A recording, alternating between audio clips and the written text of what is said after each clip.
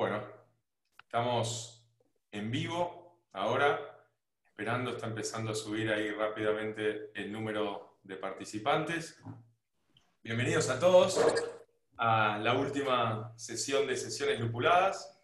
Hoy vamos a hablar sobre lúpulo y acidez, o sea, el lupulado de cervezas sours, básicamente cómo lograr o cómo balancear el amargor y la acidez, además de cómo un montón de otros temas interesantes que se producen cuando estamos haciendo cervezas ácidas, que hay un montón de distintos tipos. También es nombrar cervezas ácidas como una familia es difícil, ¿no? Porque hay tantas subfamilias tan diferentes. Pero bueno, vamos a intentar hacer lo mejor posible. Entonces, esta es la última de las sesiones lupuladas, la número 8. Todo el resto, las últimas 7 ya están en YouTube, para el que esté interesado y que se haya perdido alguna. Se puede meter al canal de YouTube tanto de Hopsteiner como el canal de YouTube de Birratecnia, y están todas disponibles ahí para ver cuando tengan alguna duda o lo que sea. Así que, nada. Y hoy lo que vamos a ver en específico, nos vamos a concentrar primero en cuáles son los distintos estilos y técnicas de acidificación, los perfiles de agua usados para este tipo de cerveza, los granos, los lúpulos añejados, las adiciones en caliente, tanto del Arbor como del Whirlpool, levaduras y dry hop.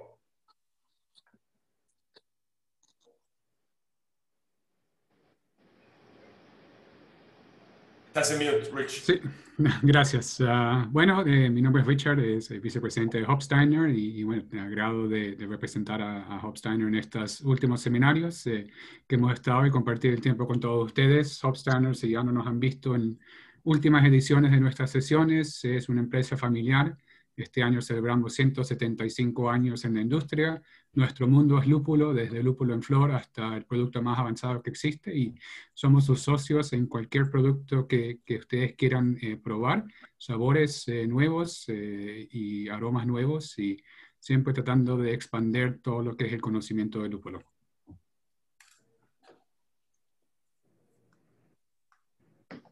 Bueno, y nosotros, Legan y yo, somos Birratecnia. Además, bueno, Legan es el head brewer de Placebo, acá en Buenos Aires, un brewpub, y yo de Dos Dingos, también acá en Buenos Aires y en Uruguay. Pero juntos armamos Birratecnia hace ya más de un año y medio, que arrancó como un podcast, que bueno, después se metió en investigación y desarrollo, consultoría, cursos, sesiones lupuladas, etcétera, etcétera. Así que un proyecto relacionado con la ciencia y la técnica cervecera. Y hoy tenemos como invitados de lujo para esta última sesión, tenemos a Stefano Marín, de la cervecería multipremiada Casa Bruja Brewing Co. en Panamá. Stefano es Master Brewer de la CIBEL o del World Brewing Academy, además de Cicerone certificado, juez en muchísimas competencias prestigiosas, orador de muchos congresos y además una gran persona y un buen amigo. Así que un lujo tenerte acá, Stefano. Además, tenemos a Josh Brengel, que es gerente de producción de la compañía cervecera Hércules en México. Y su trabajo consiste en el diseño de recetas, control de calidad, supervisión de maquinaria y de equipo, y de la línea experimental de Hércules.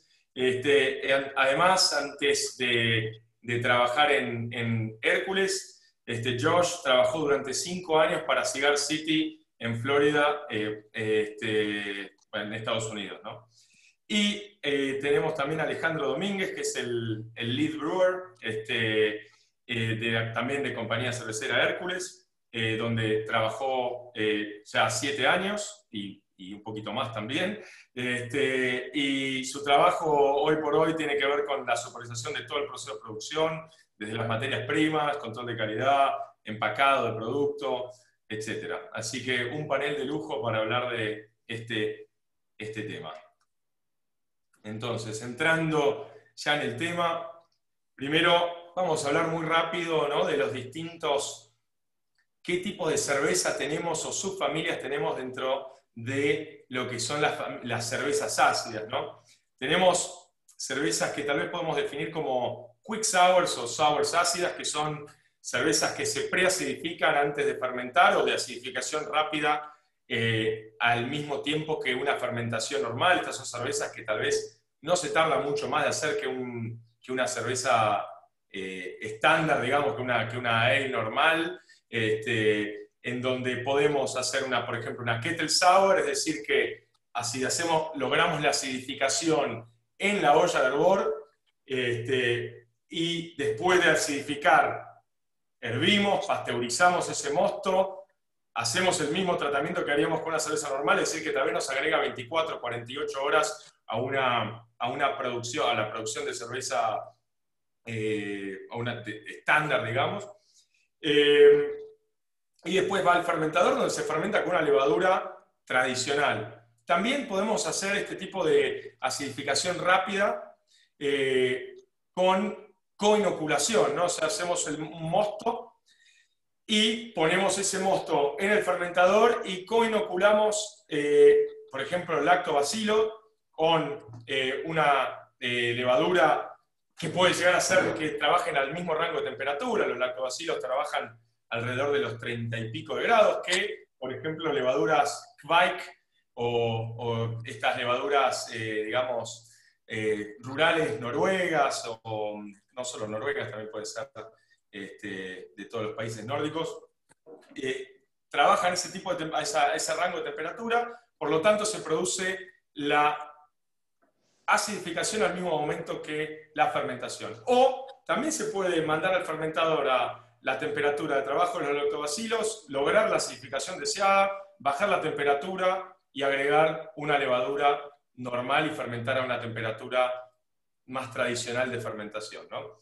Con este tipo de producción o de métodos se pueden lograr un montón de estilos, y también hay estilos que tal vez entran en este método como en algunos otros tipos de métodos, ¿no? Por ejemplo, una Catania Sour, una Sour IPA, una Cream Sour, una Berliner Weiss, tal vez no tan tradicional, se puede lograr con este estilo.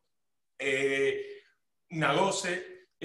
Todos estos estilos se pueden hacer con acidificaciones rápidas. Pero tenemos otras familias, ¿no? O sea, fermentaciones espontáneas, donde hacemos que la fermentación no sea con una inoculación tal vez más tradicional de levaduras, sino se pasa a un coolship o a un recipiente, digamos, donde se inocula con las levaduras que hay en el ambiente o en la misma barrica, y de esta manera se pueden hacer un montón de cervezas como las lámbricas, las Grese, o otro tipo de cervezas salvajes espontáneas, ¿no? Y después también tenemos las fermentaciones mixtas, donde sí inoculamos, pero podemos inocular cultivos propios, cultivos de la casa, digamos, y estas fermentaciones mixtas pueden ser de fermentaciones secundarias, es decir, hacer una fermentación primaria con una levadura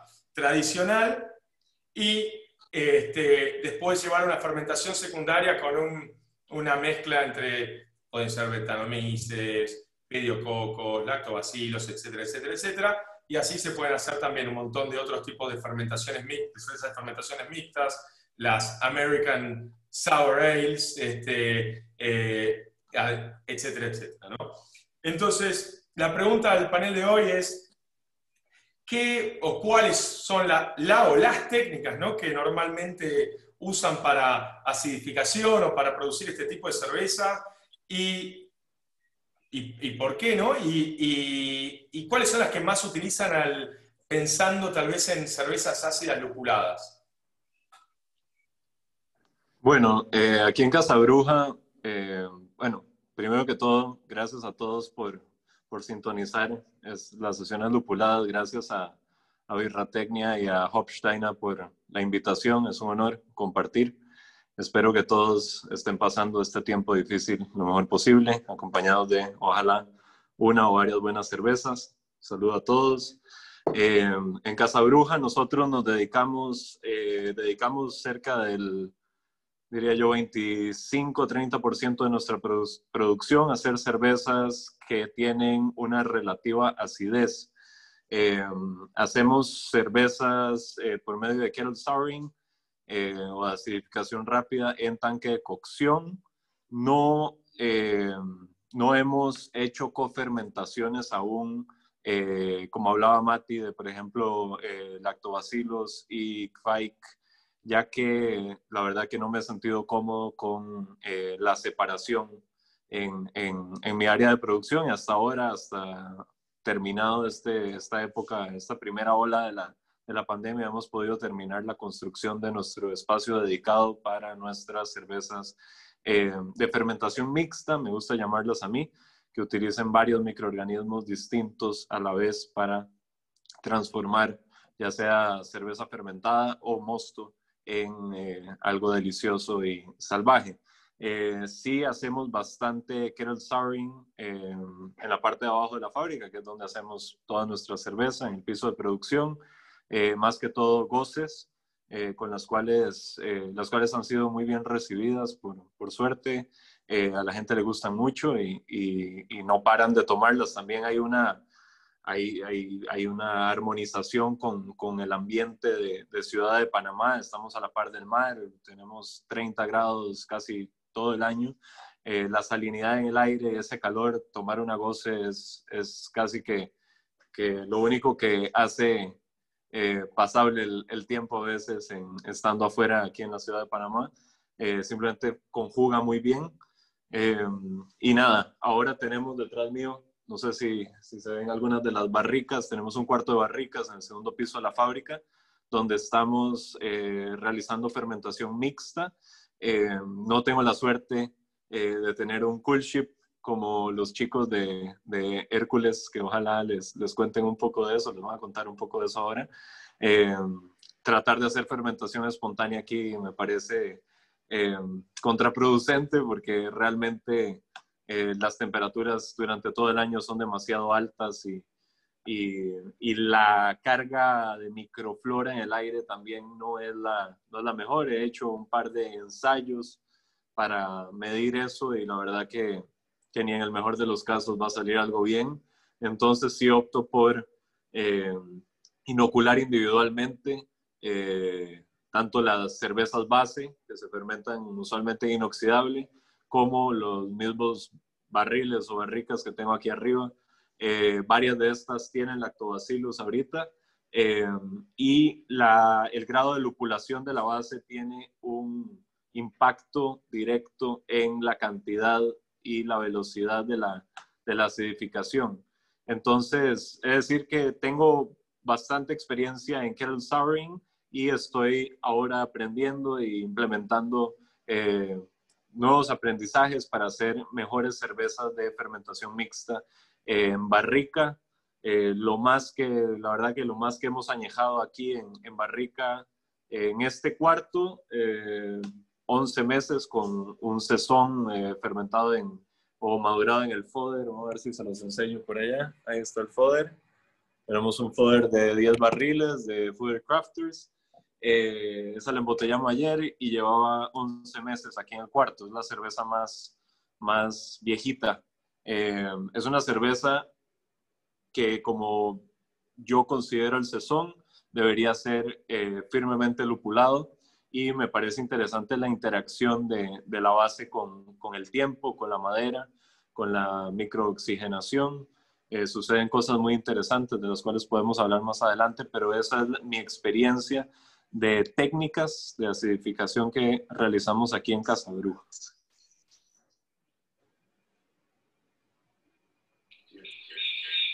Sí, bueno, nosotros aquí en Hércules en realidad somos un tanto nuevos en todo esto de las cervezas ácidas. Tenemos un proyecto muy ambicioso, digamos, como Stefano dijo, tenemos un cool ship que pues no hay muchos por estos lugares, por esta zona. De hecho, la semana pasada embotellamos por primera vez una de nuestras cervezas 100% de fermentación espontánea. que es un blend de barricas de 3 años y de 2 años. Y pues empezamos esto como un experimento a ver qué resultaba. Y no sabíamos exactamente qué iba a pasar, ¿verdad? Porque pues, tampoco no sabíamos qué hay aquí en el aire, y también por las temperaturas, que también casi todo el año son bastante elevadas. Tenemos, y cada año parece que son menos días, ¿no?, adecuados para menos días fríos para este tipo de fermentaciones, para este tipo de experimentos. Pero llevamos tres temporadas haciendo esto, y la semana pasada finalmente pudimos embotellar la primera. Hemos hecho también fermentaciones mixtas. Ahorita tenemos también unas barricas con una Flanders Red, que tiene poco tiempo, tendrá como un mes y cachito, entonces todavía le falta bastante. Hemos hecho algunas acidificaciones rápidas, algunos kettle sours, un par de Berliner Weisse, pero tratamos más de ir hacia lo más tradicional, más barricas. Pero pues sí, como les digo, tenemos poco tiempo en esto, pero nos estamos enfocando mucho, estamos tratando de aprender mucho de esta parte, porque queremos que sea una parte muy importante de Hércules, ¿no? Entonces tenemos ahorita también una cerveza, una colaboración que hicimos con Cigar City, que está madurando en un fooder, que pues ya pronto también estará lista, espero, que parece que va muy bien. Entonces, sí hemos hecho de los 3 tipos de fermentación, poco kettle sour, queremos más fermentación espontánea, fermentaciones mixtas. También tenemos varias barricas con bread, con todo tipo de bichos por ahí. Queremos como que eso sea como, pues, o sea, que la gente nos voltee a ver también por esa parte. Digo, no solo por esa parte, pero que también sea como algo muy importante. Sí, rápido, como dice Alejandro, estamos en los 3 tipos de tipos de cervezas ácidas o procesos ácidos, pero además siempre intentamos aplicar la parte mexicana, usar ingredientes mexicanos en ese lado, contra de otras como lagers y cosas así que hacemos. Obviamente estamos usando muchas materias primas de Europa, y ese puede ser otros estilos que hacemos también, pero con esas cervezas espontáneas, y también con los cervezas de bread, los de fooder que estamos haciendo, intentamos aplicar como lo más que podemos ingredientes mexicanos locales que están de aquí. Al final, como los bichos y bacterias están llegando de aquí, entonces yo creo que para nosotros es muy importante que todos los ingredientes encontramos aquí.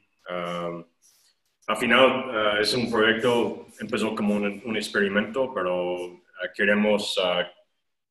íbamos creciendo y vamos creciendo, como corremos el promedio de entre 100 y 150 barricas en nuestra planta en cualquier momento, y tenemos en un momento 2 fooders, pero vamos con eso también creciendo con más.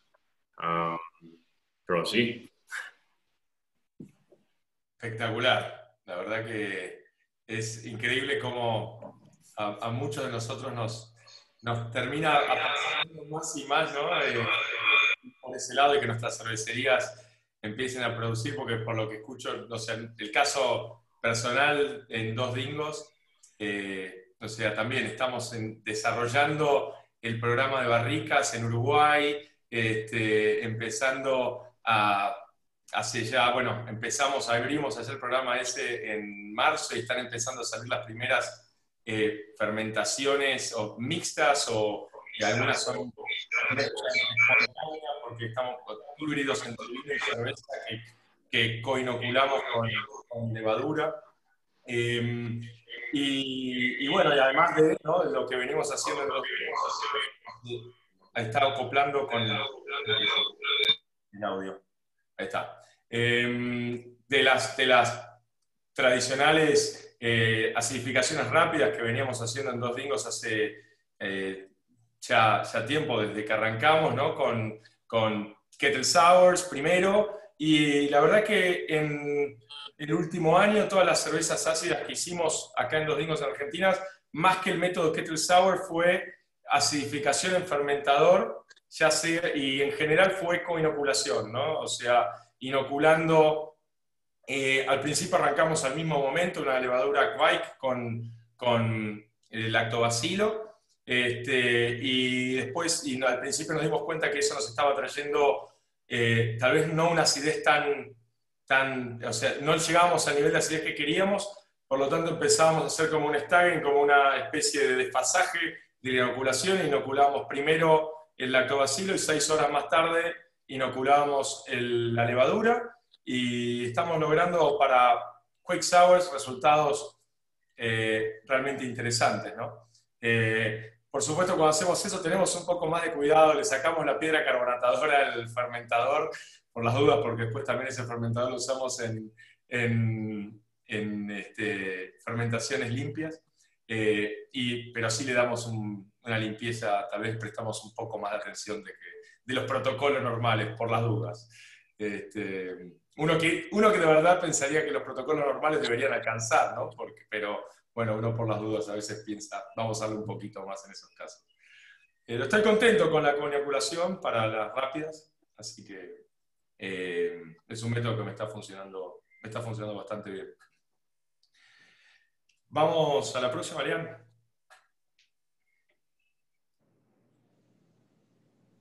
Sí, tarda en unmutearme.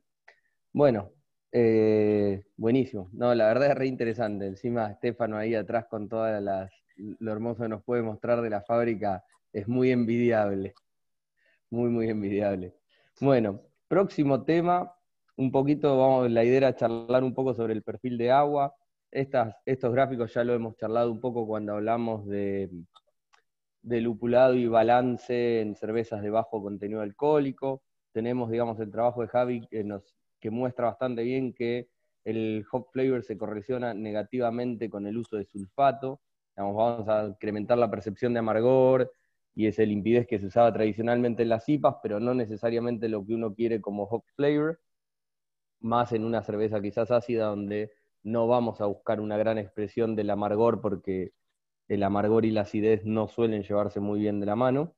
Y después, por otro lado, tenemos un montón de trabajos, acá hay simplemente uno del 91, un trabajo viejo, donde vemos que cosas como el cloruro se correlacionan positivamente con la percepción en boca, el cuerpo de una cerveza, ¿no? Así como el glicerol, el alcohol, las proteínas, los beta-glucanos y algunas otras cuestiones. Entonces, acá un poco lo que queríamos que nos cuenten era qué tipos de perfiles de agua buscan cuando piensan hacer una cerveza ácida a la cual piensan hacerle un dry hop post fermentación, ¿no? Piensan, o al principio también, pero es más común, digamos, esperar que termine por ahí la cerveza, salvo una quick sour, y después hacer un dry hop para buscar ese perfil aromático, darle otra arista más de interés a la cerveza. Entonces la idea era que nos cuenten un poco si juegan con el perfil de agua desde algún ángulo. Bueno, en Casabruja el ejemplo sería la Gose. Digo, hacemos más cervezas de acidificar rápidamente. Tenemos un Sour Neipa que se podría, en algún momento le llama, en la etiqueta dice Hoppy Sour. Y me hubiera encantado tenerla ahorita, pero en verdad no la vamos a hacer hasta enero, así que no pude. Que esa es un caso específico de una neipa realmente, bueno, una cerveza, una sour que se lupula como neipa y se trata como neipa, y el resultado es delicioso, es de verdad como un jugo de naranja. Pero el ejemplo de la Gose, especialmente que tiene el componente de la salinidad que debería tener tradicionalmente. Yo utilizo sal rosada del Himalaya para darle esa salinidad. Me gusta construir el perfil de mineralidad desde la maceración. Uso un perfil bastante balanceado de sulfatos y cloruros, un poquito más de cloruro, pero eso es en goce. Todas las demás, especialmente cervezas un poquito de más de 5.5 grados de alcohol, con una gravedad final de pronto arriba de 3 plato.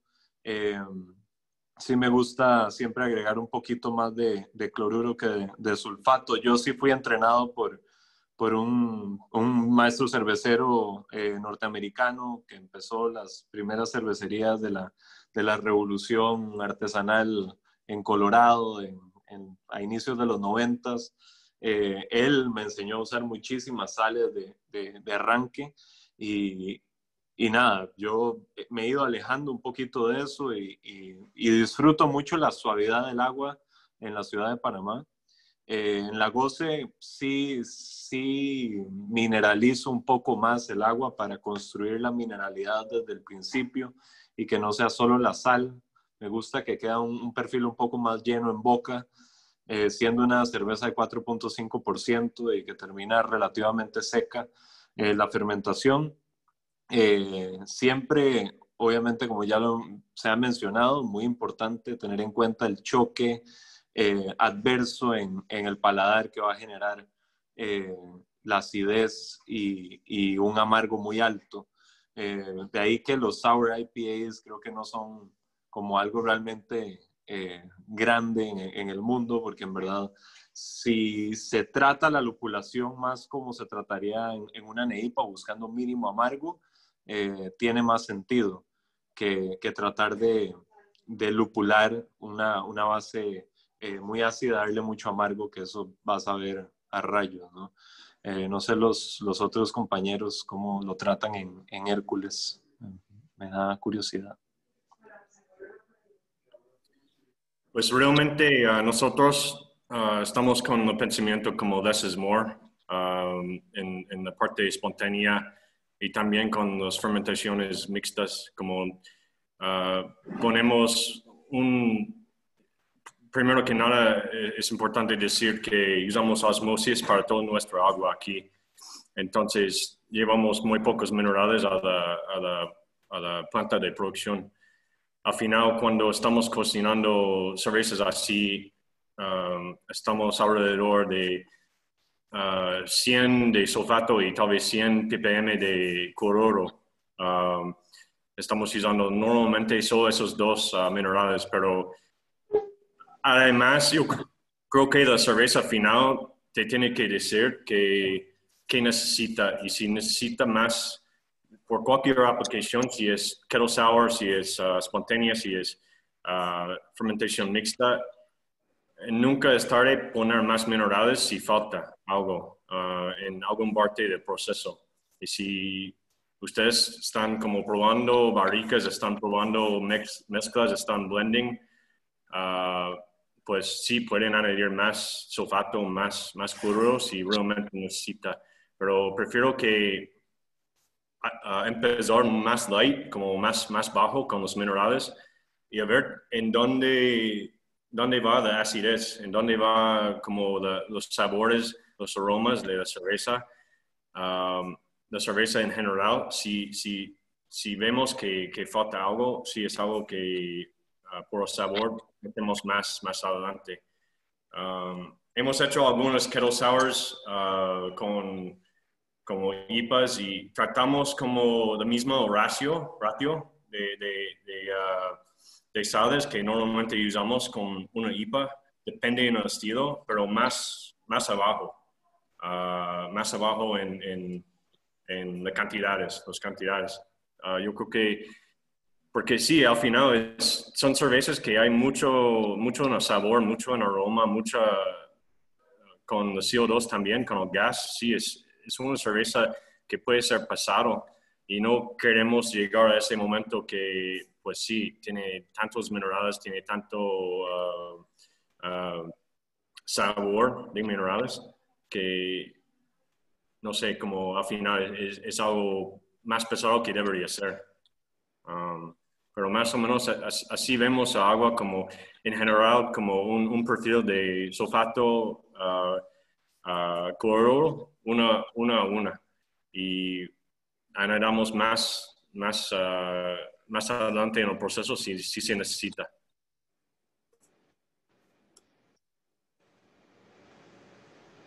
Creo que es una respuesta re interesante la de John en ese sentido. ¿Vos, Ale, tenés algo para agregar? Pues no, sí, solo que digo, a pesar de que el perfil pues, es importante y no hay que descuidarlo, pues al final de cuentas en estas cervezas, digo, la expresión aromas y sabores al final, pues se quiere que o sea, ahora sí que lo que hacen bueno, ya dependiendo de qué tipo de fermentación hacia sea, pero pues al final esta acidez es como el foco, ¿no? Entonces, el agua no tanto, pero podría quedar como en un segundo plano, un poquito, o sea, no es tan importante, creo yo, como si estuviéramos haciendo una IPA regular o una porter, digamos. Al final, fermentaciones espontáneas, todo lo que pasa también por barricas, sufre muchísimos cambios y al final, pues, difícilmente como unas partes por millón más menos de sales, pues tendrán como una relevancia como definitiva, ¿no? Creo. Sí, totalmente. Totalmente. Sí, sí, un poco, digamos, lo que venía diciendo Josh, creo. De hecho, digamos, a mí en lo personal me gusta también esa idea de partir de, digamos, buscando en la maceración más bien lo que necesitemos de sales y el ajuste de pH que necesitemos para hacer la maceración que estamos buscando, pero después más bien partir de un perfil de aguas que esté dentro de los parámetros del estilo que estamos trabajando y que sabemos que más o menos va a estar bien en un Volca Park, pero subestimándolo para poder después tener esa posibilidad de corregir sobre la marcha al final con la cerveza terminada, dependiendo de qué nos dio el lúpulo, qué nos dio la fruta que adicionamos, qué nos dio, cómo resultó el perfil con la levadura, etcétera, etcétera. Entonces, a mí esa técnica de después poder hacer también el ajuste al final me parece súper interesante, sobre todo en el caso específico de cervezas sours y kettle sours, cuando uno está haciendo, por ejemplo, una goce, más aún para poder lograr el nivel de salinidad que uno quiere y que por ahí mejor le quede según el perfil que buscó de la cerveza. Incluso si pensamos en partir el lote y al final hacer una goce con frutas y con distintos tipos de frutas, entonces para cada uno poder buscar cuál es el nivel de salinidad que mejor creemos que, o mejor nos gusta, o más nos gusta y más se ajusta a lo que estamos buscando dentro del perfil de la cerveza.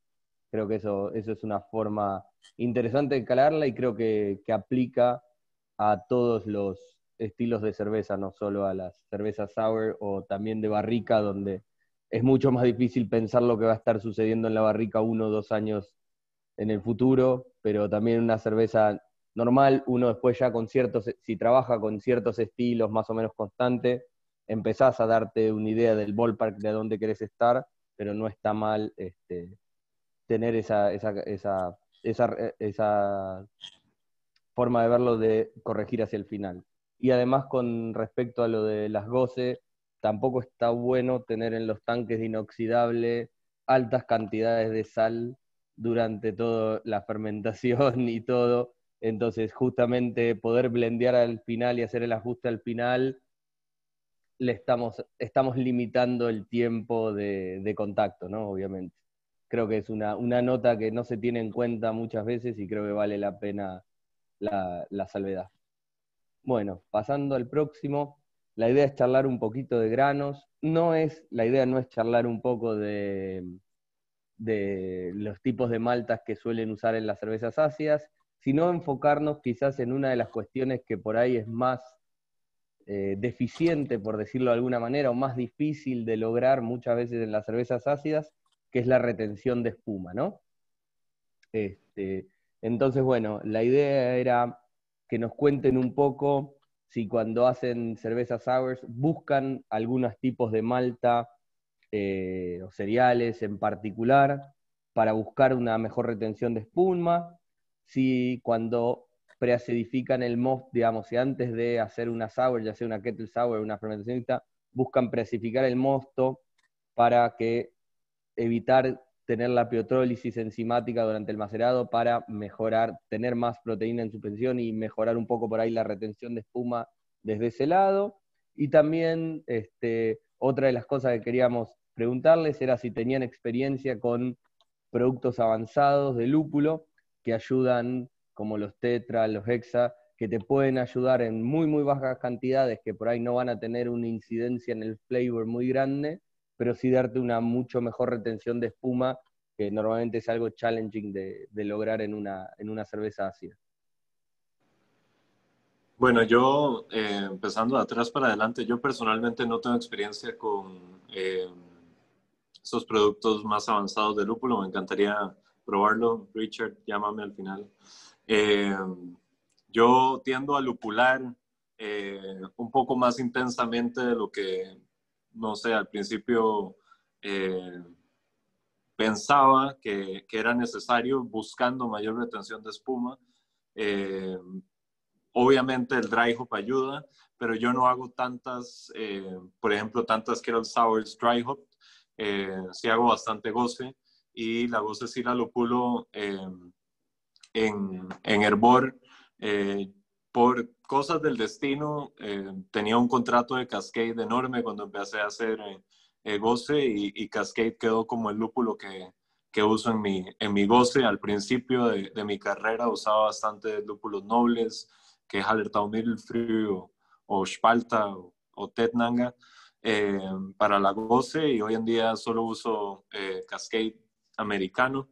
Nunca he probado hacer goce con Cascade argentino, eso me parecería interesante, pero sí la lupulo un poco más de lo que pensaría. Busco más o menos 8 IBUs medidos. Eso sí es importante, la correlación entre el cálculo que se hace y la medición de los IBUs es bien importante, que si tienen oportunidad la manden a hacer en un laboratorio, porque usualmente hay una diferencia grande entre lo que te puede decir un programa o tu calculadora, que lo que sale del brewhouse. Cada equipo es distinto. Entonces, si cambias de equipo también, manda muestras al laboratorio para medir eso bien. Hablando de granos específicamente, todas mis cervezas ácidas usan una cornucopia de granos, mínimo 3, usualmente en goce, malta de trigo y avena, rolled oats, ¿no? Avena en hojuelas de avena. A mí me encanta la avena, le he llegado a poner avena hasta pilsners. O sea, yo soy un ávido usador de avena en el bloque de cocción, me encanta. Y la mayoría de las bases que tengo aquí en este cuarto tienen centeno, tienen avena, tienen espelta. Todas son maltas que aportan una mayor cantidad de proteína, y todo eso ayuda, ¿no? a la retención de espuma. A ver, en Hércules tal vez hayan usado productos avanzados. Hola. Entonces, nosotros como no hemos hecho, Rich, pero sí, en el próximo pedido sí pedimos algo, como de Tetra, sí me interesa mucho. Nosotros, al respecto al grano y los granos, como platicamos en el principio, intentamos usar como materias primas de aquí, de México. Entonces usamos en los espontáneos usamos un grano que se llama, un mote de cebada que se llama altiplano, es de aquí, de México. La empresa se llama Altiplano. También maíz aquí. De hecho, acabamos de instalar un cereal cooker porque realmente el maíz es de aquí, de México, y hay miles de formas de maíz o tipos de maíz aquí en este país. Y no creo que estamos como cerveceros aprovechando el mundo de maíz como debería ser. Entonces, no siempre, pero yo digo 80% de las cervezas de fermentación mixtas, Brettanomyces y espontáneas, también usamos maíz. Y eso ese cereal cooker nos va a ayudar con esa parte. También por la espuma, usamos trigo. Normalmente es trigo crudo o ese tipo. Normalmente no usamos trigo malteada, usamos trigo como unmalted cruda. Y sí, Alejandro, ¿tienes otra cosa? No, sí, solo esto. En nuestras cervezas de fermentación espontánea es muy simple la receta, una malta, la base de pale o pils, y maíz, como dijo Josh, y también el trigo, hojuelas de trigo o trigo sin maltear. Básicamente es eso. Bueno, genial, buenísimo. Sí, la verdad es que todo lo que es los productos avanzados está quizás un poco inexplorado en el mundo artesanal y es algo que todos nos debemos indagar un poco más. Y después, por otro lado, yo una de las cosas que me gusta mucho es la malta Cheat. Creo que tiene un aporte súper interesante y ayuda un montón a la retención de espuma. Es una malta submodificada, digamos, y creo que muchas cervezas que por ahí no queremos el perfil del trigo, es algo que nos puede ayudar a compensar esa retención, digamos, ayudar en lo que respecta a la retención de espuma. Yo he usado en varias Kettle Sours y ayuda un montón a poder tener una buena espuma en una cerveza que tradicionalmente es bastante difícil de lograr. Así que bueno, buenísimo.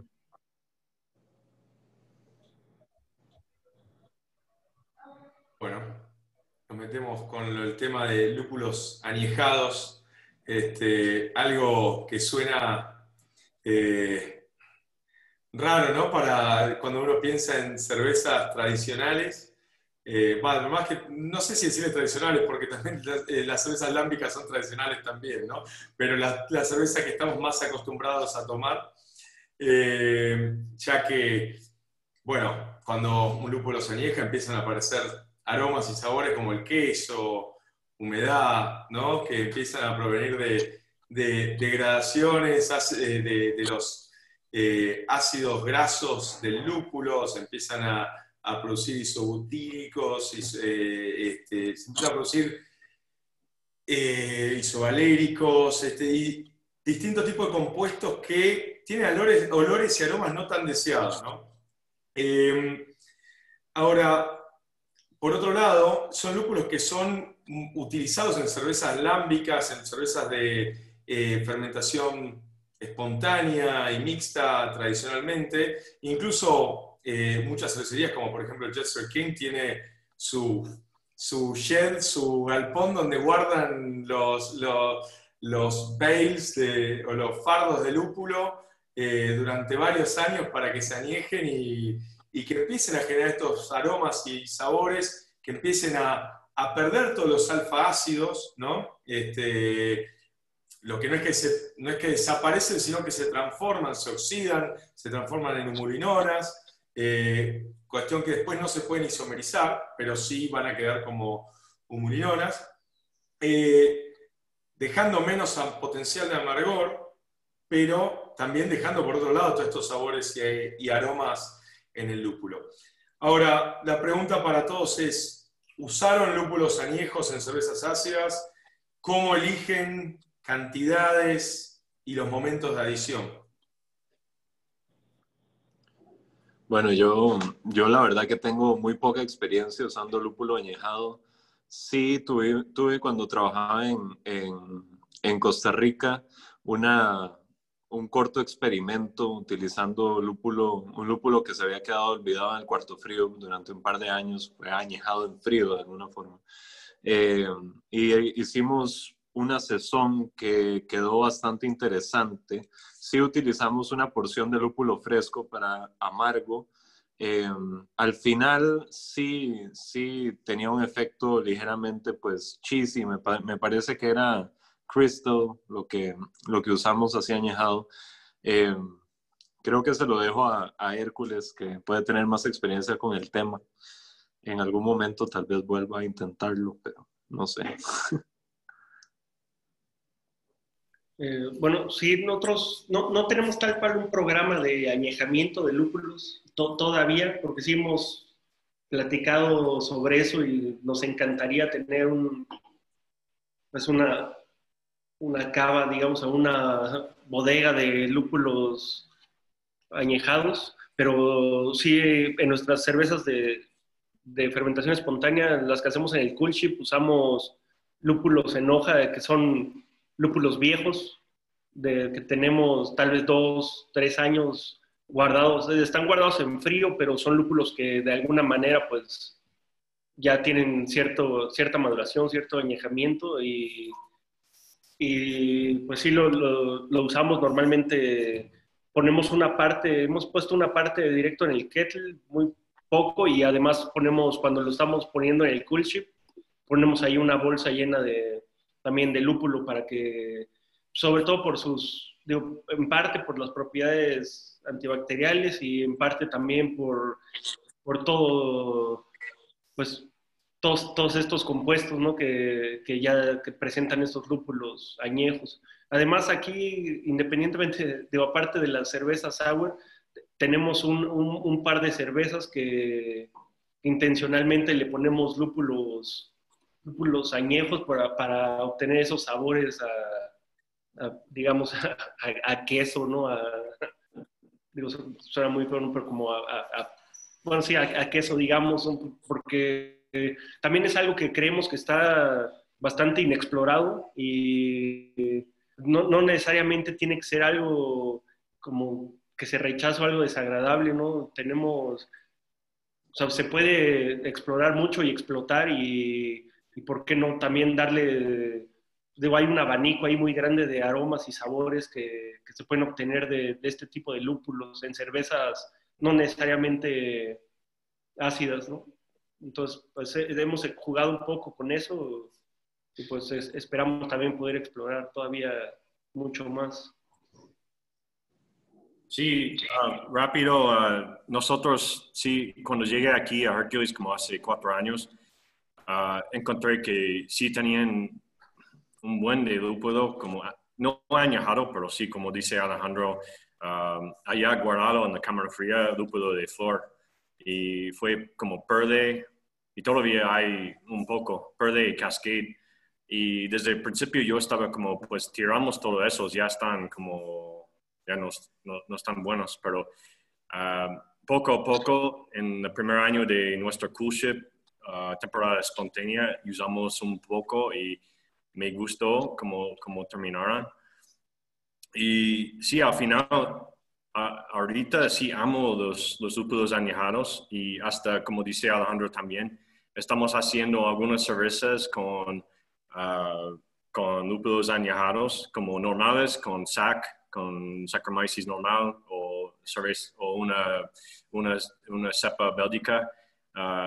Y realmente estoy muy feliz con esas cervezas. Yo no diría que tienen como notas de queso, pero sí tienen más como notas rústicas. No sé cómo explicar, como si han tomado un XX Bitter o tal vez unas de la Seine en Bélgica también tienen esos tipos de notas rústicas, tienen florales, notas florales, pero tal vez son un poco cansados, es como, no sé cómo explicar, pero es una experiencia muy diferente y estamos aplicando no solo en las cervezas espontáneas, pero en en otros también, pero sí, a mí me gusta mucho. Otra observación con los lúpulos añejados es tengo algunos amigos que sí están allá en Bélgica en las cervecerías y blenders como de Lambic, y es chistoso porque nosotros aquí en América siempre pensamos que los lúpulos están añejados hasta el centro del costal, y realmente lo que me dicen allá es alrededor, en muchos casos sí están oxidados y un poco de queso alrededor, pero los lúpulos que están adentro sí huelen como frescas, entonces es otra cosa que pensar que no siempre es así como vemos desde aquí, que es un costal de lúpulos que es 50 o 40 kilos de lúpulos que ya saben y ven como queso. Yo creo que es un poco más complejo de eso, y en algún momento espero que podamos ver más datos en eso. Bien, genial.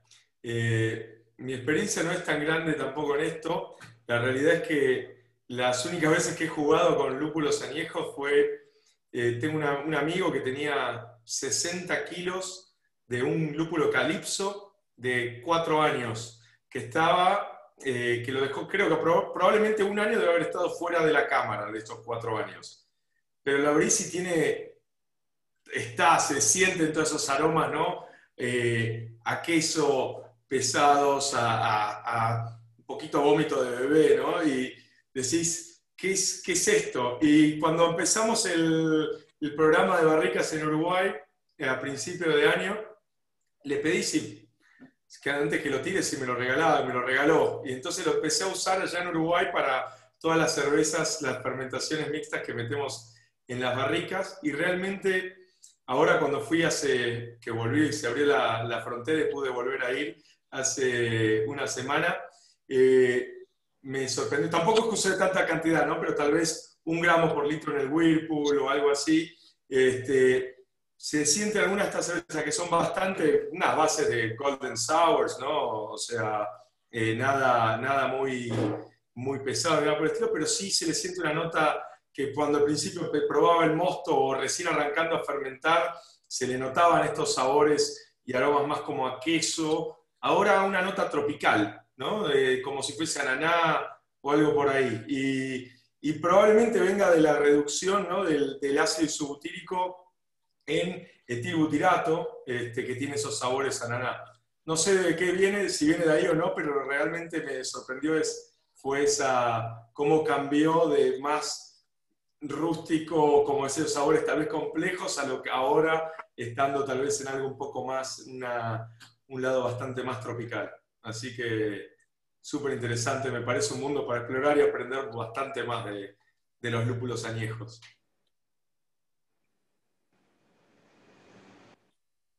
Lean, vamos, ahí está.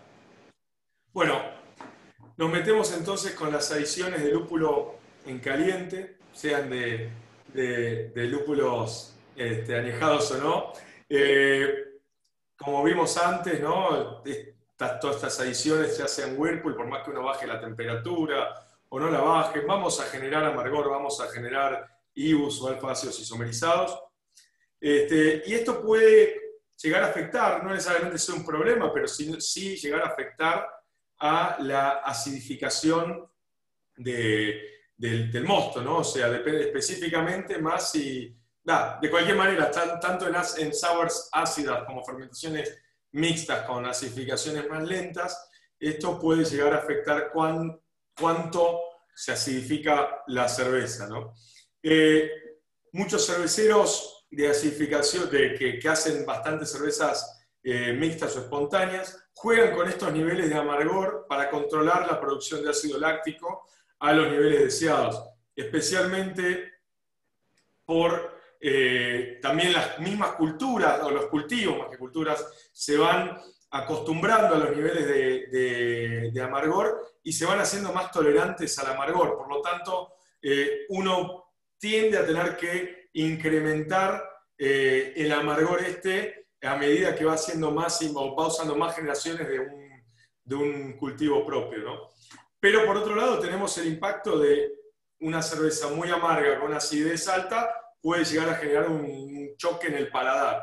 Entonces la pregunta es, ¿qué tipos de adiciones en caliente hacen cuando hacen tal vez una cerveza ácida rápida o una cerveza ácida tal vez de fermentación mixta o lenta?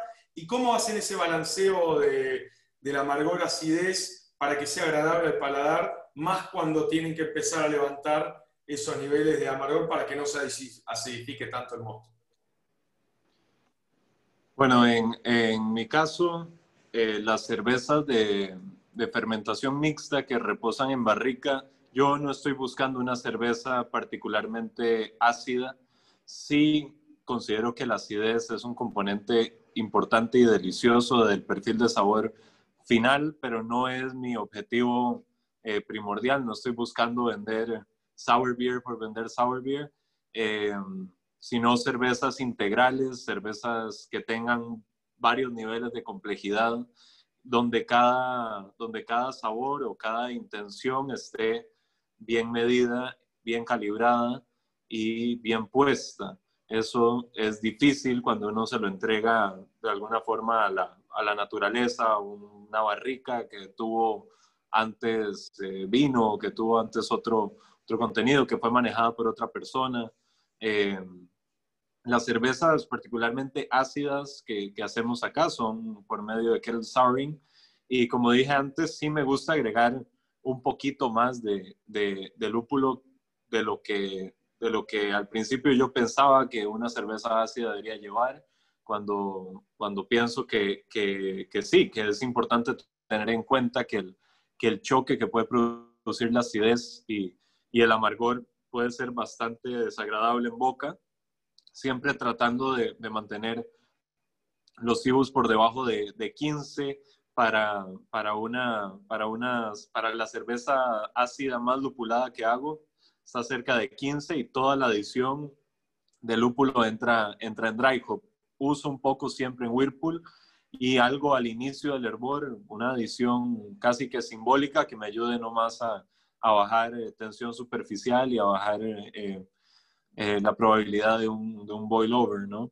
Eso sí aporta dos IBUs, tal vez la primera adición, y el resto de los 8 a 15 IBUs totales de mi formulación va a venir de una adición en Whirlpool.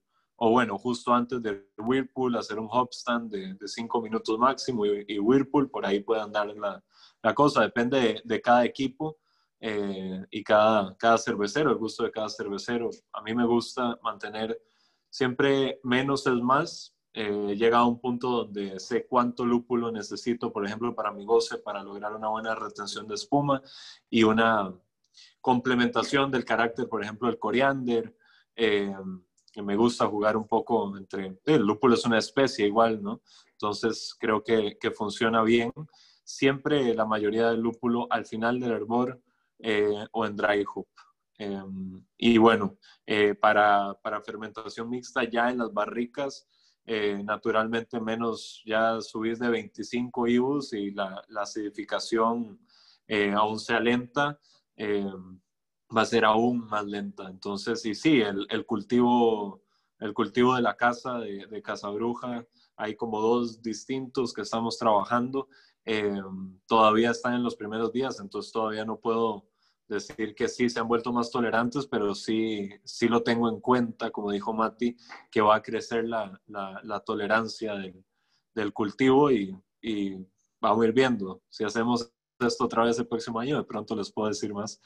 Pero sí, eso es por mi lado, así trato la lupulación en caliente.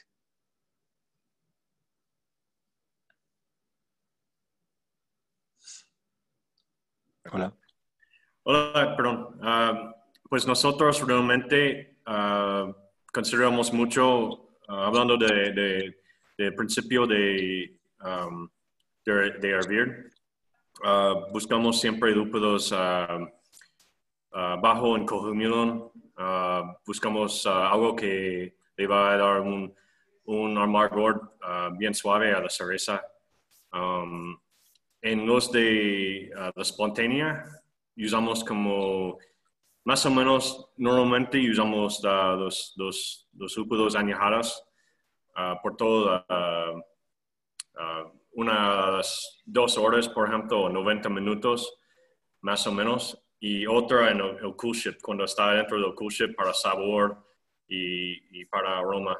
Y está bien lupulosa cuando prueben el mosto. Realmente está más, la primera vez que hicimos, yo estaba sorprendido con qué tan lupuloso era. Obviamente con tiempo y con las barricas y todo eso, y oxígeno sí va bajando toda esa parte. Y con los otros, como los cervezas de Brett y fermentaciones mixtas, cosas así, tal vez vamos más arriba. En los espontáneos estamos tal vez calculados en 10 IBUs. Es difícil porque no sabemos la HSI de esos lúpulos, entonces estamos un poco perdidos o ciegos cuando estamos calculando, pero pronto vamos a tener un UV spec, un spectrophotometer para ver o rastrear un poco más los cervezas de Foeder, espontáneas, de Brett. Todos podemos ver un poco cómo empezamos y cómo bajaron o están bajando. Y con los de Brett y fermentaciones mixtas, tal vez estamos entre 20 y 40 IBUs calculados, depende en cuál cerveza o cuál proyecto. Ese puede ser por 2 razones. Tal vez una de Brett, estamos buscando más amargor para tener más amargor, pero en los mixtas, a veces, sí, aunque tiene lactobacillus o pidio, tal vez estamos intentando un poco evitar tanto. Estamos haciendo desde la casa de cocción para no tener una cerveza tan ácida o más controlado, digo. Al final siempre podemos hacer un blend con barricas que tenemos que son más ácidas. Al final, si queremos eso. Eso es decir, siempre buscamos aquí de forma que pues realmente nunca se acabe el proyecto, nunca se acabe hasta estar en botella. Siempre hay opciones, siempre hay otra barrica para ajustar amargor, ajustar acidez. La última cosa que quise decir es tal vez con los IPAs de kettle sours y cosas así, que yo sé que mucha gente están haciendo cosas así, como probamos otra día de Juguetes Perdidas, que es un Brett New England IPA de ellos en Argentina, y estuvo muy bueno. Yo creo que ese como podría ser como una cosa de Whirlpool, que bajan la temperatura del mosto para no tener tanto isomerización, y tal vez tienen un poco más sabor y aroma. Esa es una forma. Nunca hemos hecho en nuestros kettles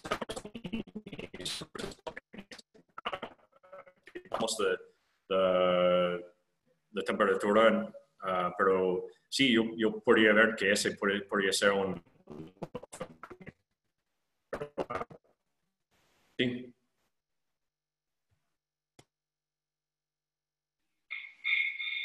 Sí, yo creo que aquí es como importante como ver para qué es lo que se quiere obtener de los lúpulos, ¿no? Si solo controlar la acidez, ¿no? Controlar la actividad de los lactobacilos, o aportar sabor o aportar aroma, y qué tipo también de fermentación, ¿no? Obviamente, si es una fermentación rápida, pues es más fácil que nos sirva también para aportar aromas, ¿no? Si es una fermentación espontánea que va a estar 2, 3 años en una barrica, difícilmente queremos o más bien esperamos que el lúpulo aporte aromas, ¿no? También toda la transformación, todo lo que va a pasar en las barricas, todo lo que va a pasar en la maduración, pues es como puntos que hay que considerar en las adiciones que queremos, ¿no? en el lado caliente.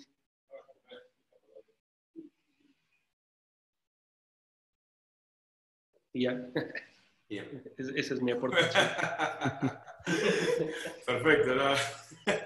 No, buenísimo, la verdad que interesante el approach, y me gustó el tema de que siempre se puede tener ese stock para blendeo final, para ajustes, y entonces es preferible, bueno, que un poco menos ácido, pero tenés algo para mezclar, y la cerveza no está lista hasta que no está en la botella, porque siempre se le puede mezclar algo más amargo, más. Eso me parece genial, me parece un approach buenísimo. Vamos a la próxima, Lea.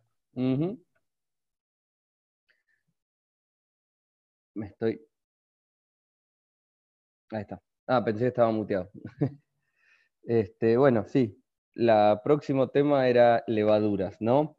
Entonces, básicamente, si bien en las sours las levaduras no son forzosamente los protagonistas, son todos los otros microorganismos que busquemos usar, la idea era charlar un poco más que nada sobre la selección de la levadura en cuanto a la búsqueda de levaduras que, por ejemplo, tengan menores niveles de atenuación o que produzcan mayores niveles de glicerol, buscando eso poder ayudar a manipular la acidez.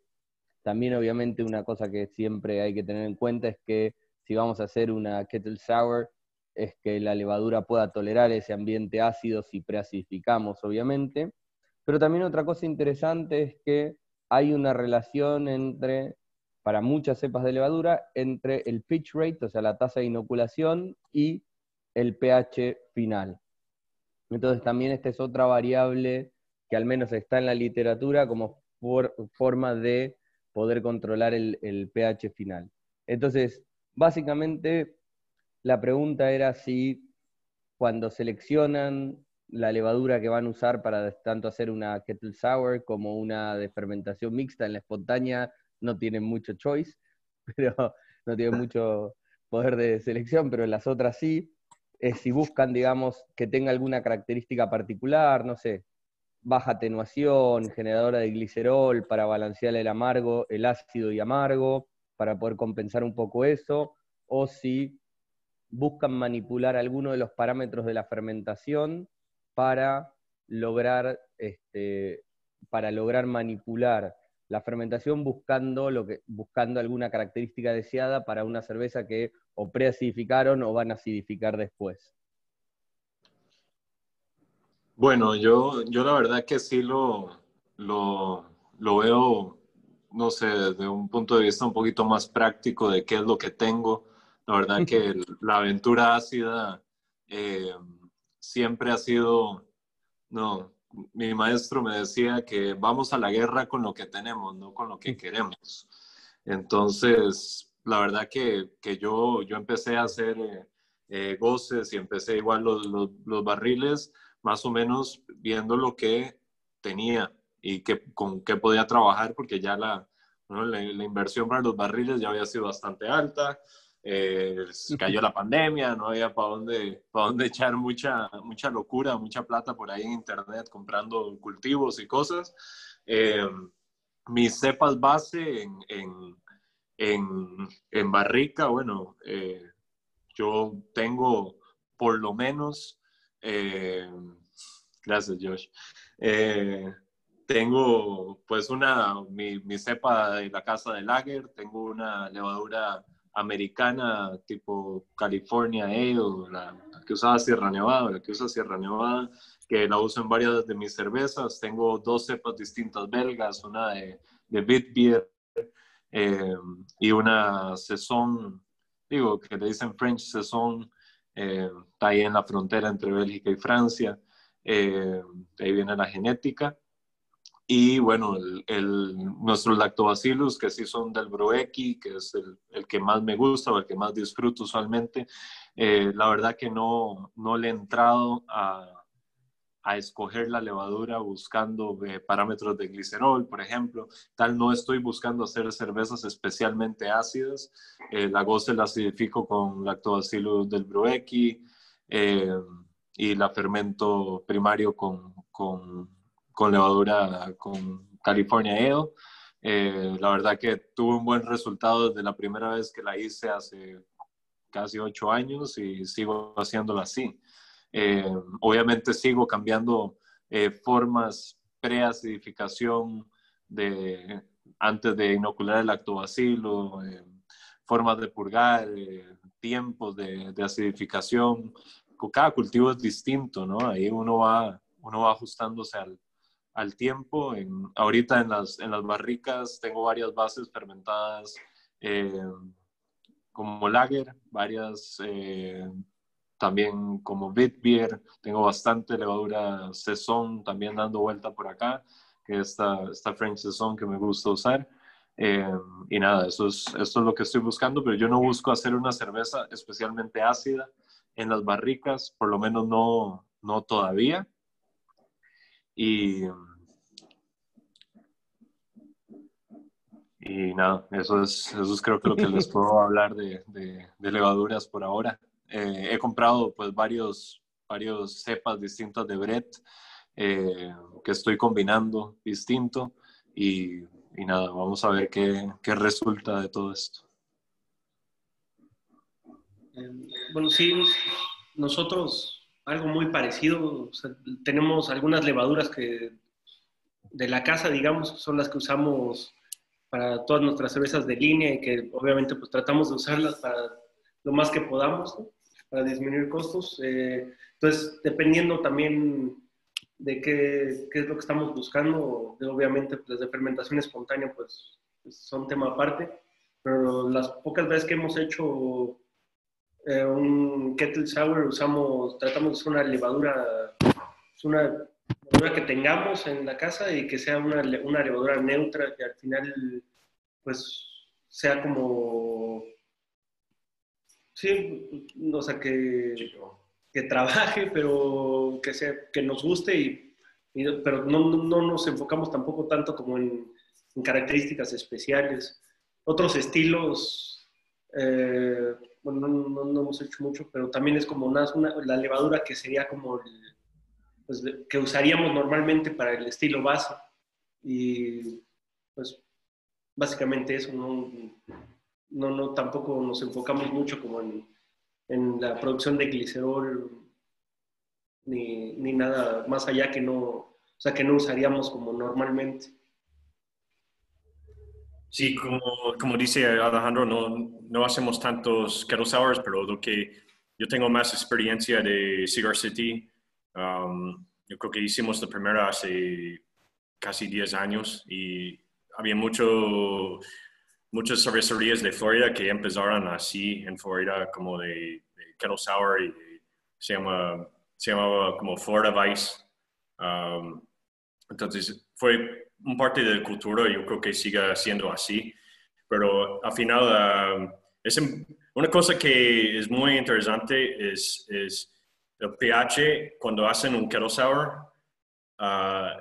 Cambia todos los ésteres, los finales que no, como si crees que conoces un levadura como Chico o Fuller Strain o un Saison de DuPont, este tipo de levadura, no sé, cualquier cepa, va a cambiar con el pH bajo, va a cambiar mucho los sabores que produce esa levadura. Entonces yo creo que es algo que si están haciendo cervezas así, es importante experimentar y a ver cuáles temperaturas, qué nivel de oxígeno y acidez también de TTA o de pH que queda bien con ese cepa, porque todos van a salir diferentes. Y sí, al final es otra cosa, como hablando de glicerol, hablando de todo, ya soy un broken record, pero al final, si necesitas más mouthfeel, si necesitas más acidez, si necesitas más bread, como por eso yo creo que Stefano es igual, por eso estamos empezando como una cava de barricas con características distintas, para que al final tenemos los herramientas para cambiar cosas ciertas en la cerveza que queremos al final. Pero sí, yo creo que esa parte es más para la Kettle Sour y sí, es muy interesante jugar un poco con cepas diferentes, con condiciones diferentes.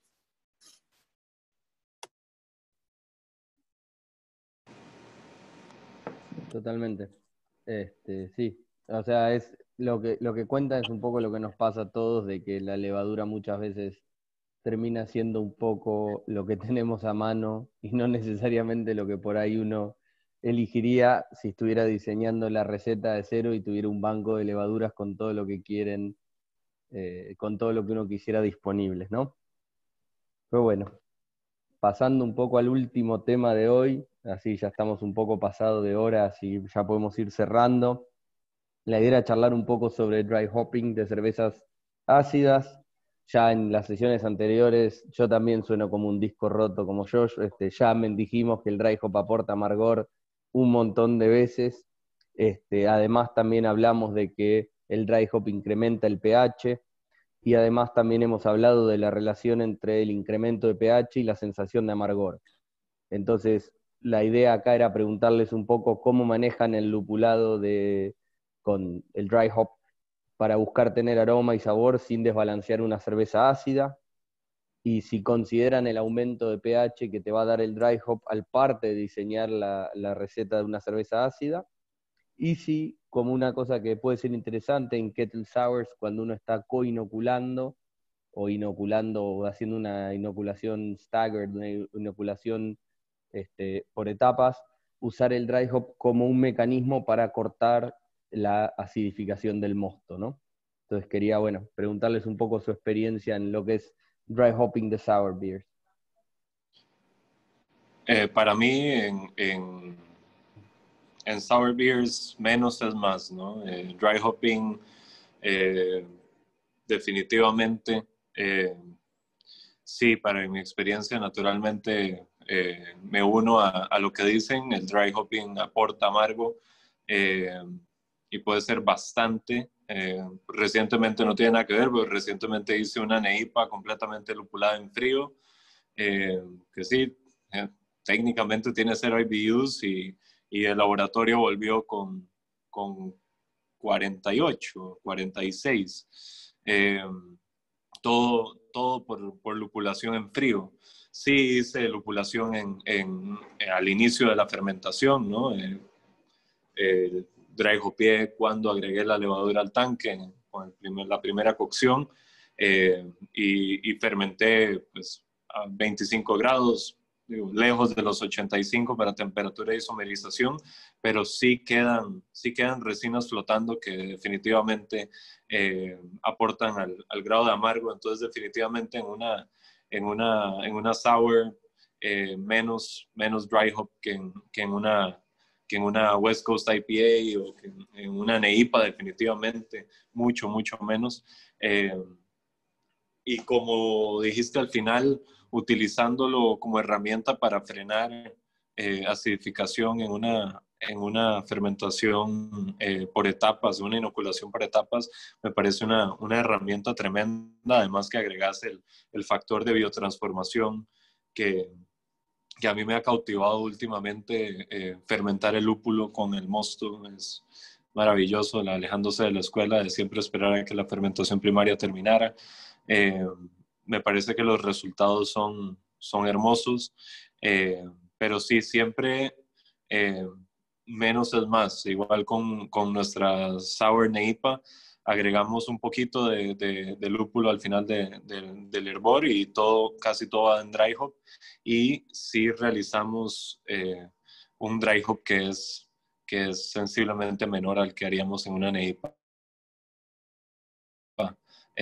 normal. Puede ser hasta un poquito menos de la mitad, obteniendo un resultado igual, bastante aromático y tal, pero entendiendo que el objetivo es otro, ¿no? No es hacer una NEIPA común, sino una NEIPA que ya tiene otra dimensión, que es la acidez, y no necesariamente necesita esa carga de esa saturación de sabor de lúpulo en boca. Josh. Pues esa pregunta, pues sí, me acuerdo mucho de Orval, también de Iris, de Cantillon. Es uno de mis favoritos, no es un lambic, pero sí, es una cerveza espontánea con dry hopeado, con SATs. Y sí, realmente nosotros aquí estamos de acuerdo con Stefano, como less is more. Es un common theme con esas cervezas, esos tipos de cervezas, yo creo.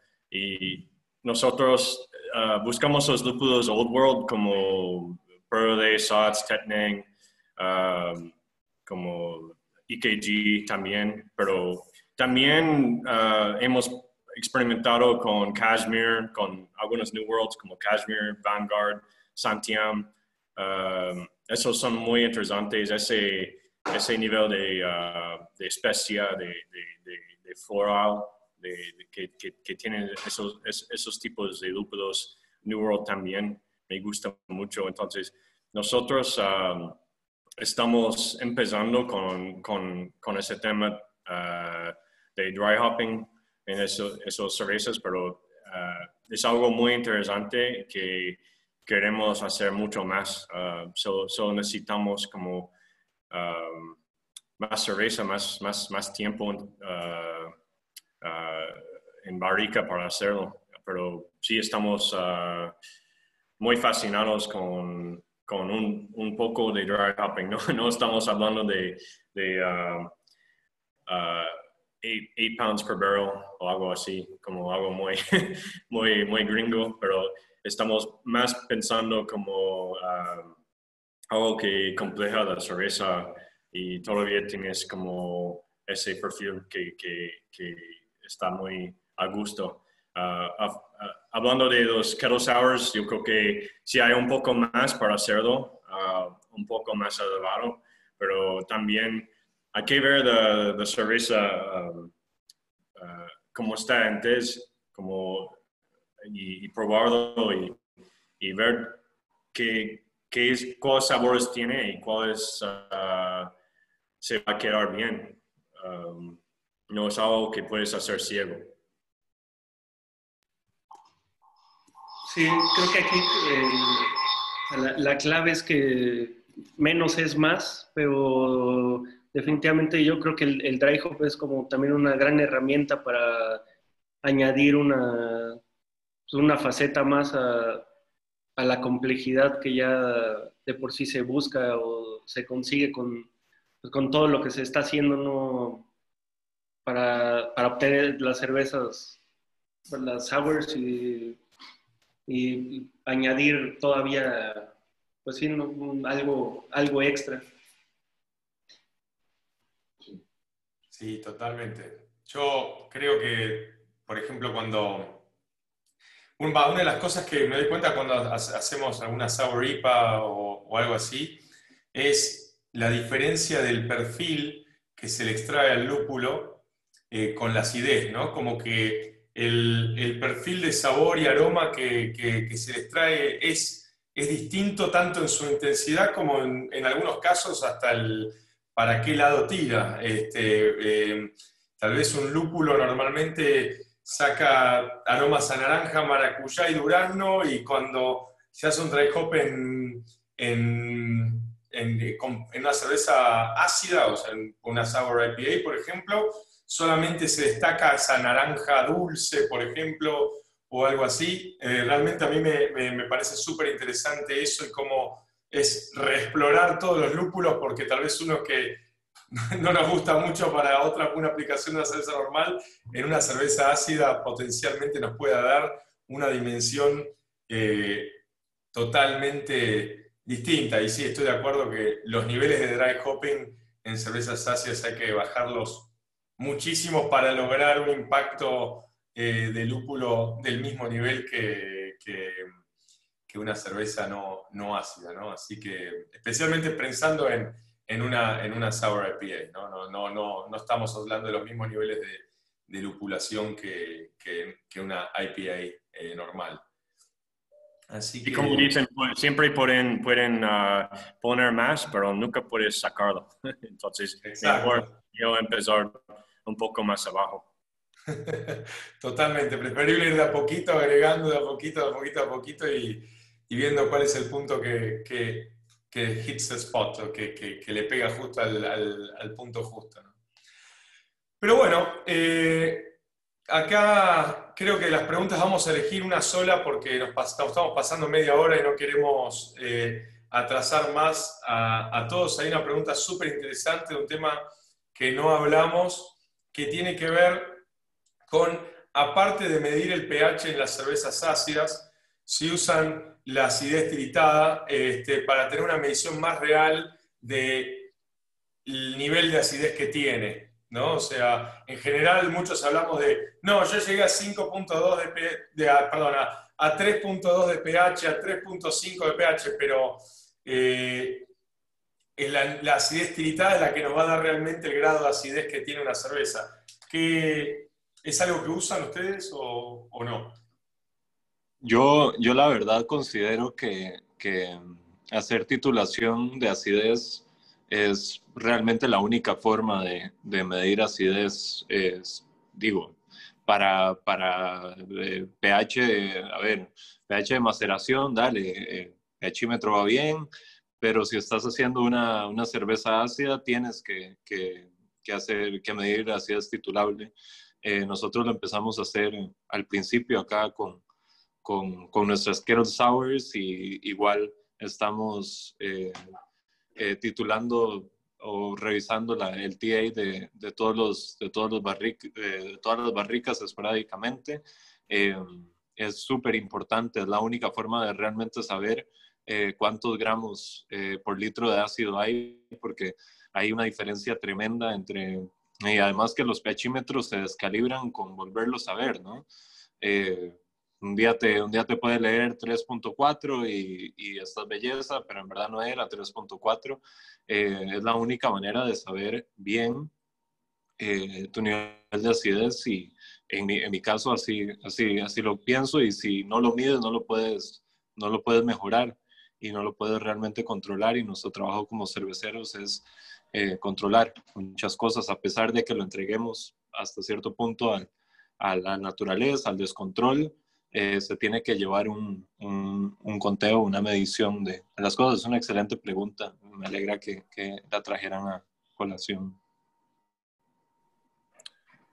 Aquí están hablando de TTA, ¿verdad? De Titratable acidity. Yeah. Sí. Pues en Cigar City estamos haciendo, como dice Stefano, es la única forma. Aquí que no estamos haciendo tanto Kettle Sour, yo creo que es mucho más importante allá en el Kettle Sour. No estamos haciendo tanto. Yo sé que Andrés, nuestro tech de laboratorio, lo ha hecho, pero en la barrica, como hemos platicado, es más de blending, es más de encontrar los sabores que quieres. Entonces, para mí, no hay mucho que hacer con esa información. Sí podríamos colectarlo, pero no, hasta el momento no estamos colectando TTA ni pH en las barricas. Pero sí, yo creo que sí los que están escuchando son cerveceras que están haciendo más tipos de Kettle Sour. Yo creo que sí, esta única es de TTA, medirlo así. Sí, totalmente. O sea, cuando es de la barrica y lo que tiene buen sabor, ya está, ¿no? Me parece que el pensar en un pH al cual apuntar está más relacionado 100% con una Kettle Sour o una cerveza de acidificación rápida, donde llega un punto que lo queremos cortar porque llegó al punto exacto, y más si es tal vez una cerveza de línea que queremos que siempre tenga el mismo sabor o lo más parecido posible. Distinto es en un programa de barricas, ¿no? Donde, bueno, estamos buscando la mayor expresión de esta barrica o de esta otra, o de lo que sea, en cambio en este caso, o del mejor calidad de sabor, ¿no? Pero acá, si pensamos en un producto que podemos estandarizar en el tiempo, concuerdo con Stefano, que la mejor manera es usando la TTA o acidez titulable. Así que, bueno, con eso creo que cerramos todo el ciclo de sesiones lupuladas, por lo menos del 2020. No se olviden de seguir a Hofsteiner y a Birratecnia por las redes, por cualquier novedad. Esta sesión la vamos a subir a YouTube en los próximos días. Espero que hayan disfrutado todos el ciclo, así como nosotros disfrutamos hacerlo. Ha sido varias semanas. Y les agradecemos a Ale, a Josh y a Stefano por sumarse en esta última sesión. La verdad que un placer tenerlos a ustedes acá para cerrar este ciclo. Y nos estamos viendo en el futuro. Esperemos que abran las fronteras y poder cruzarnos de vuelta a hacer cerveza en conjunto en Panamá, en México, en Argentina o en donde sea que nos cruce el mundo, ¿no? Salud, Mati. Muchísimas gracias por la invitación y por el buen rato. La verdad que en estos tiempos de tanta distancia cae bien tomarse una cerveza y hablar de lo que nos gusta con buenos amigos, y ojalá que nos volvamos a ver muy pronto, a donde sea, pero que nos veamos en persona. Y saludo a todos. Sigan fermentando y buscando nuevas y mayores experiencias en sus copas y en las de su comunidad. Salud. Saludos a todos. Salud. Leandro, mucho gusto. También Matías, mucho gusto. Richard, gusto verte.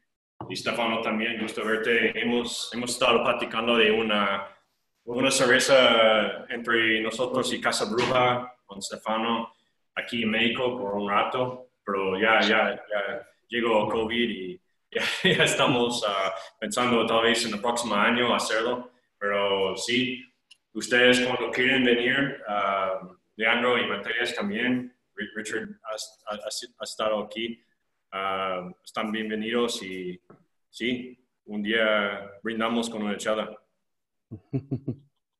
Bueno, gracias a todos también, nada más para repetirlo, todo lo que han dicho, pero un favor y unas gracias especiales a Birratecnia, que Mati y Leandro, ustedes han hecho un buen trabajo con todo y encontramos unos buenos socios y esperamos seguir cooperando con todos ustedes. Y obviamente gracias a todos los que nos han acompañado en todas estas sesiones, ha sido un placer estar con ustedes.